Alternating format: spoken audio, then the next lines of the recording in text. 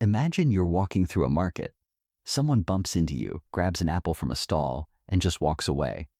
The seller says nothing. You didn't lose anything. Nobody asked for your opinion. But something inside you gets uncomfortable. Why? You weren't hurt. It wasn't your apple. And yet your brain fired something, a quiet alarm that said, that wasn't right. That feeling has a name. We call it a sense of justice. And almost every human on the planet has it. But here's the strange part. It didn't come from laws. It didn't come from school. It didn't come from religion. It came from survival. Let's go back.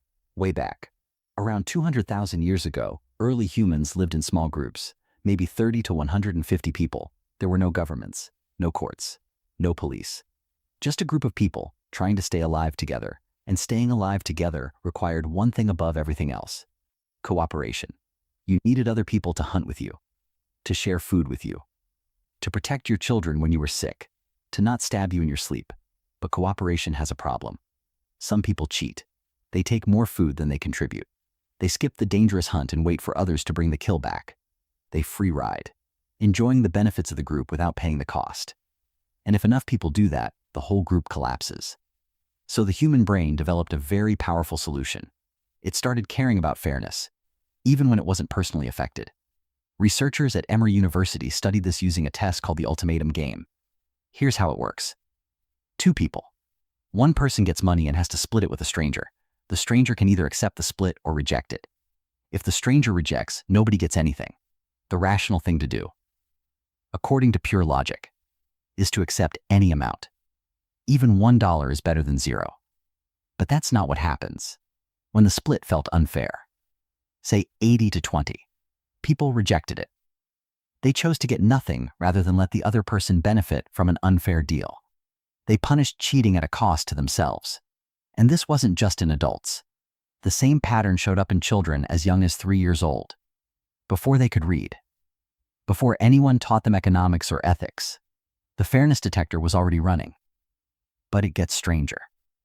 This sense of justice isn't even unique to humans. Frans de Waal, a primatologist at Emory University, ran an experiment with capuchin monkeys. He gave 2 monkeys a simple task: hand over a small rock, get a cucumber slice. Both monkeys were happy. Then he changed one thing. He started giving one monkey a grape instead of cucumber. Grapes are sweeter, better reward, same task. The other monkey, the one still getting cucumber, watched this happen. And then it lost its mind. It threw the cucumber back at the researcher. It shook the cage. It refused to participate. The monkey wasn't hungry. The cucumber was still food. But it had seen unequal treatment. And something in its brain said, this is wrong. That experiment suggested the sense of fairness didn't begin with humans. It likely goes back millions of years, wired into social animals long before language or civilization ever existed. So why did evolution keep this trait? Because groups with a strong sense of justice were more stable. When cheaters got punished, they either changed their behavior or got pushed out. That meant the honest cooperators survived and reproduced more. Over thousands of generations, the fairness instinct got sharper and stronger. It became automatic. You don't decide to feel that something is unfair. You just feel it.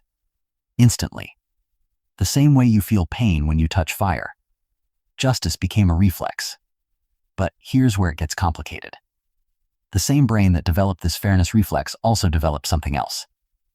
In-group bias. Early humans didn't feel the same sense of justice toward strangers from other tribes. The fairness instinct was powerful inside the group. But outside it? Not so much. Which explains a lot about history. Why civilizations that preach justice at home could still practice slavery abroad. Why people fight fiercely for rights within their own community and ignore the exact same rights being denied to people they see as outsiders. The justice instinct evolved for the tribe. Expanding it beyond the tribe. That part is still a work in progress. So the next time you feel that quiet anger when someone cuts in line, when you see something unfair happen to a complete stranger and your chest tightens, that's not just a feeling. That's 200,000 years of evolution running a program that kept your ancestors alive. Your sense of justice is old.